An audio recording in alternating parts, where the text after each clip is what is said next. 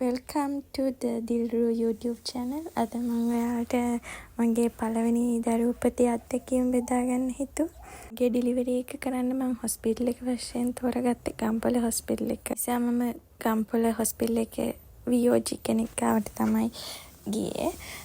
ඉතින් මට පෞල් සෞඛ්‍යතුමිය කාඩ් එකේ ලියලා තිබ්බ දිනේ උනේ ඩිලිවරි එක ජූනි 17. නමුත් ස්කෑන් එකෙන්දී එක ජූනි 27 දක්වා කල් ගියා. නමුත් හරියටම 16 වෙනිදා මට හවස මේ නිකන් අපිට පීරියඩ් හැදුනම එනවා වගේ පොඩි පේන් එකක් එන්න ගත්තා. මම ඉතින් ගණන් ගත්තේ නෑ. එක එන්න වැඩි වුණා. චුට්ට කියන්නේ විනාඩි 5ක් තියෙනවා අය එක නැවතිනවා අය විනාඩි 5කින් වගේ නා එහෙම එන්න පටන් ගත්තා. දැන් බය නිසා හවසම හොස්පිටල් එකට ගියා. අපි හිතුවේ මොකක් හරි බෙහෙත් දීලා ආපහු ගෙදර එවයි කියලා. කොහොකටත් කියන්නේ හත්වෙනි මාසේ වෙද්දි මගේ හොස්පිටල් බෑග් එක හදන් තිබුණා. ඒකත් දාගෙනම අරන් ගියා. පොඩ්ඩක් හොස්පිටල් එකට ගෙදර ඉඳන් දුර නිසා.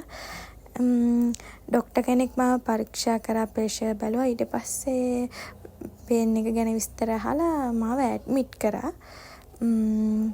ඊට පස්සේ අතරම ලෑස්තිලා ගියේ නෑ. ප්‍රෙග්නන්ට් ගවුමක් තමයි ඇඳන් ගියේ. ඊට පස්සේ මට ඇඳක් දුන්නා මුලින්ම. ඊට පස්සේ මගෙන් අහන විස්තරයි මේ අද ඇඩ්මිට් වෙන්න හේතුව. එතන මං කිව්වා පේන් එකක් ආව නිසා තමයි කියලා.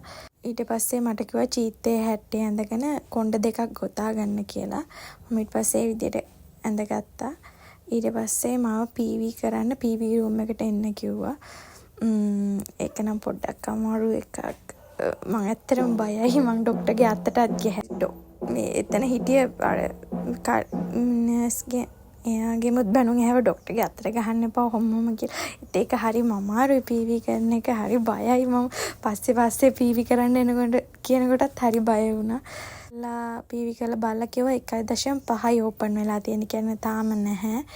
ඊට පස්සේ හිටියා ගේට් කාටවත් ළඟ ඉන්න දෙන්න තින්ද අම්මා මගේ බඩු ටික ලෑස්ති කරලා දීලා ගියා. ඊට පස්සේ මාව මැෂින් එකකට දැම්මා. ඒකේ මං හිතන්නේ පැයක් විතර හිටියා. එතකොට ඉන්නකොට හරි අමාරුයි පේන් එක එද්දී නැගිටලා යන්න හිතන එක විදියකට ඉන්න අමාරුයි පේන් එකත් එක්ක ටික පේන් එක වැඩි වෙන්න ගත්ත නිසා මං හිතන්නේ එකෙන් බබාගේ හાર્ට් බීට් එක බලන්නේ එක මම දඟලනකොට එතන ළඟ හිටියේ මේ අම්මා කෙනෙක් කිව්වා දඟලන්න එපා ඔක වැරදුනොත් ආයෙ මුලින් ඉඳන් දානවා කියලා. හින්දා ඉවසගෙන කොහොම හරි හිටියා. ඉන්න පේන් එක වැඩි වෙනවා වෙන්නේ. ඊට පස්සේ ඩොක්ටර්ලා ඇවිල්ලා බලලා ගියා. ඊට පස්සේ මාව ස්කෑන් එකකට දැම්මා. ඒකෙමුත් බලලා ඊට පස්සේ කෑම කන්න හවස ඒවත් කන්නවත් බෑ. පේන් එක එන්න වැඩි වෙනවා. අනික බ්ලඩ් යනවා හොඳටම. ඊට පස්සේ මං ඇඳුමකුත් මාරු කරගත්තා.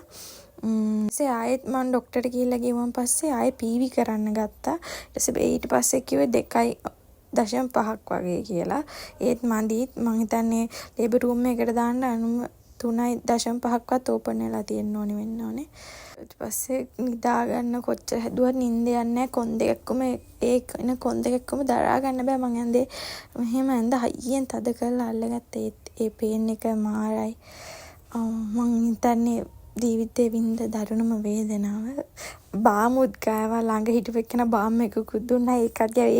ඒකේ මේකවත් දැනෙන්නේ නැහැ. ඒ තරම් පේන් එක ගොඩක් දරුණේ. නින්දා ගත්තේම නැතරම් නිකන් සැරෙන් නිකන් වොෂ්රූම් යන්න වගේ එනවා. ඒත් ගිහිල්ලා ඉඳන් ඉන්න මම දන්නේ නැහැ මොකද්ද කියලා.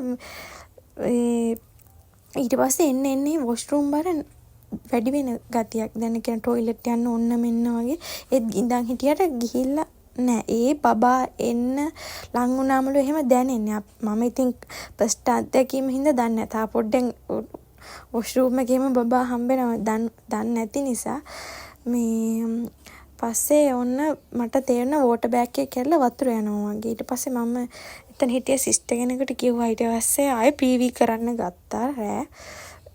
රෑමත් නෙවෙයි මං හිතන්නේ වෙලාවක්වත් මට ගානක් නෑ ඒ තරම් පේන එක.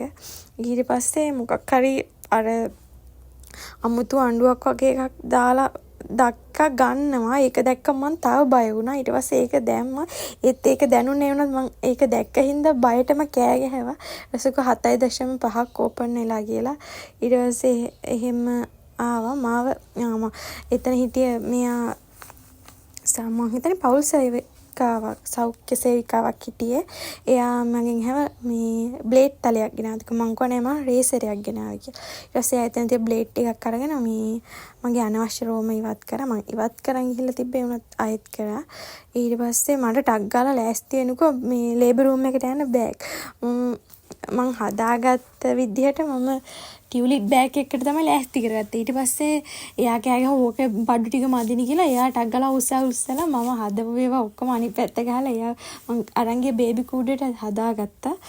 මේ පරණ චීත් ඒ වගේ දේවල් තිබ්බේ. ඒ වුණත් මම එහෙ බඩු ලිස්ට් එකට නෙවෙයි හදන් ගිහිල්ලා තිබ්බේ. ඒ වුණ චීත් පරණ චීතනේ අලුත් චීත් ටික ඔක්කොම දාගත්තා. දාගෙන ගියා මොන හරි වෙන්නේ කියලා. ඊට පස්සේ එන්න පේන් එක වැඩි වෙනවා. ලේබර් රූම් එකේ මේ ට්‍රොලිය දාගෙන ගිහිල්ලා ඇඳට දැම්ම එහෙම.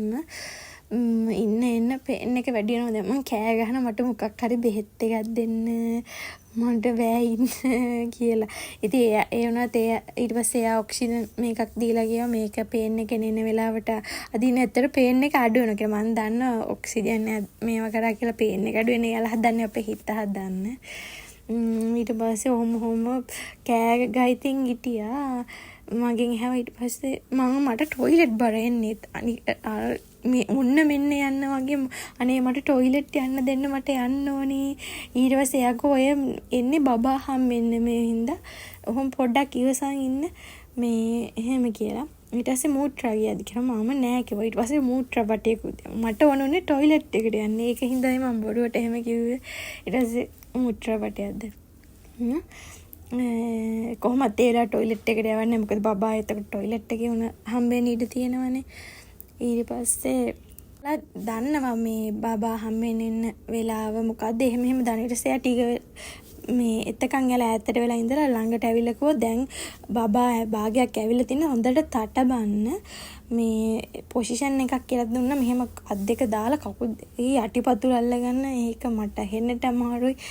බාහිනව හොඳට තටබන්න. බබා නැත්තම් උස්ම ගන්න බැරි වෙනවා. භාගයට ඇවිල්ලානේ තියෙන්නේ. මම දත් මිටි කාලා කොහමද තටබලා ඔන්න මට එකපාරටම එංගේ අර පේන් එකක් නැතිලා එකපාරටම බඩේ නිකන් හිස් වුණා වගේ දැන්න. එතකොට එකපාරටම ඇඟේ ඔහොම අමුතු රශ්නයක් දැන්නතර බබා අරගෙන ඔහොම තිබ්බ ඇඬුව.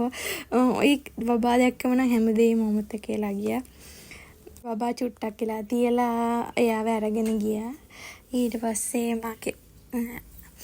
මේ මං ගෑව සිස්ටර් මන් ටිකක් නිදාගන්න. මොකද මාන මහන්සි වගේ නිදාගන්න.